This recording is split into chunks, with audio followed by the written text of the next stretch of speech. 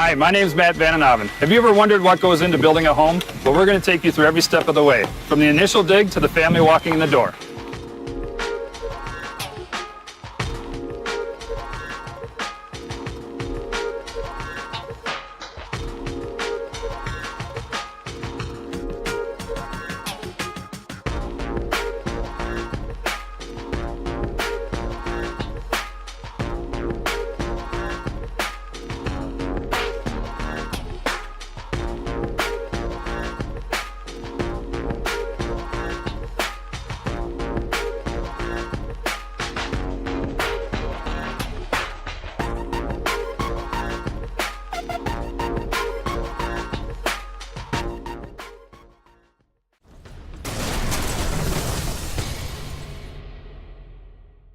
All right, good afternoon, Chris. Afternoon, Matt. How's it going? Well, how are you? Pretty good. Pretty good weekend? It was a great weekend. Yeah? Had a little baby shower for Scott this weekend. Scott and his wife. And that's going to be, how much time does he get off for a baby? Well, you guys have had babies. We've all had babies, and it's always a matter of timing of the baby and how comfortable mama feels. I mean, that's really how it is. You know, with my first one, I ended up taking about 2 weeks off, but then the second one and the third one, I think it was like 4 days for each of them.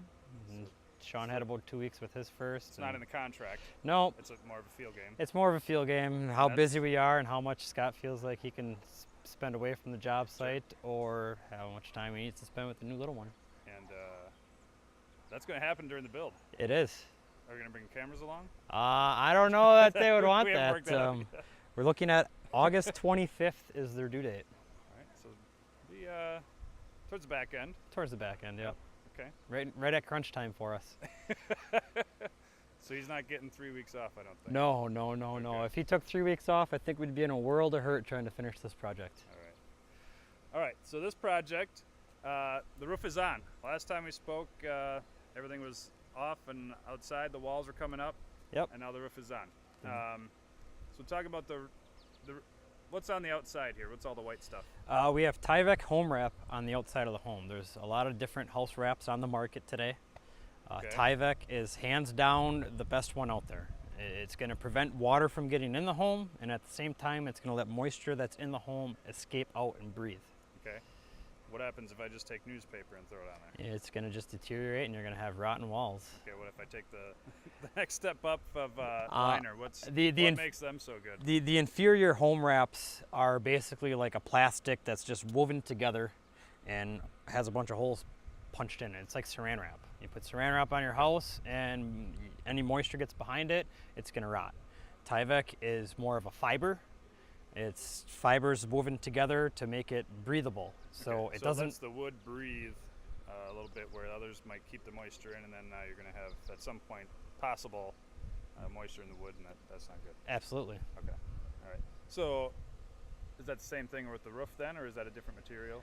We're actually trying a new product on the roof on this one. It's Tyvek roofing underlayment.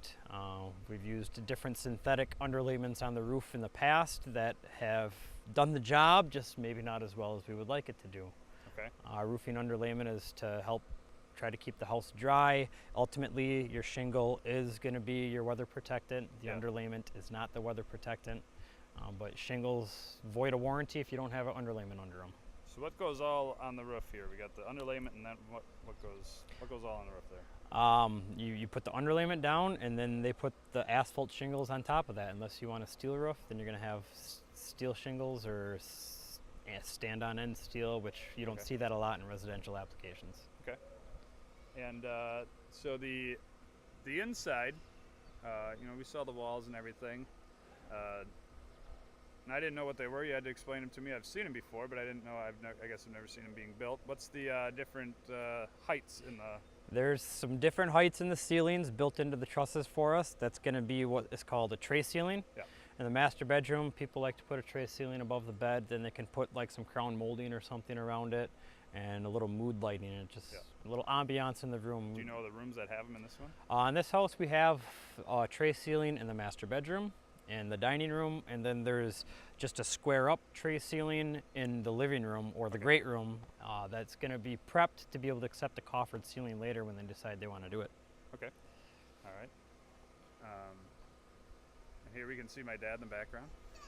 You got it, and there's little My girls nieces. standing in the master bedroom window. That's a big window. And then we can see, we talked about when the foundation was going, what was going to go there. Obviously, we can see the garage and the back porch. But now you can see the structure that's there. Yeah, you can see that where the foundation had the void before, we have the covered porch, and now there's temporary posts in place to hold the roof up. There will be permanent posts when the house gets finished, and it's going to look all fancy schmancy and nice and neat for the homeowners. All right. That's all I got for now. Sounds good. We'll talk to you later.